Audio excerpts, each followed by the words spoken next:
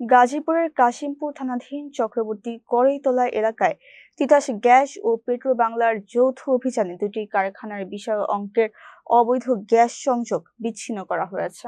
বৃহস্পতিবার সকালে তিতাস গ্যাসের আশুলিয়া জোনাল অফিসের ম্যানেজার আবু সালেহ মোহাম্মদ খাদিম উদ্দিন ও পেট্রো বাংলার উপ মহাব্যবস্থাপক মোহাম্মদ ইকবাল হোসেনের নেতৃত্বে এই অভিযানটি পরিচালিত হয়। তিতাস গ্যাস কর্তৃপক্ষ জানায়, মেসার্স নূর জানুমা ওয়াশিং প্ল্যান্ট ও AR জিন্স ওয়াশিং কারখানায় উচ্চ চাপ বিশিষ্ট মেইন লাইন থেকে অত্যন্ত ঝুঁকিপূর্ণভাবে 2 ইঞ্চি ও 1 ইঞ্চি পাইপ দিয়ে সংযোগ নিয়ে প্রতি মাসে প্রায় 14 লক্ষ টাকার গ্যাস চুরি করা হচ্ছিল। স্থানীয় বাসিন্দারা অভিযোগ করেন, এমন অবৈধ সংযোগের ফলে তারা দীর্ঘদিন ধরে তীব্র গ্যাস সংকটে ভুগছেন। তিতাস গ্যাস কর্তৃপক্ষ জানিয়েছে, অভিযুক্ত কারখানা মালিকদের বিরুদ্ধে মামলা দায়েরের প্রস্তুতি চলছে এবং অবৈধ সংযোগ বিচ্ছিন্ন করতেই এই বিশেষ অভিযান অব্যাহত থাকবে।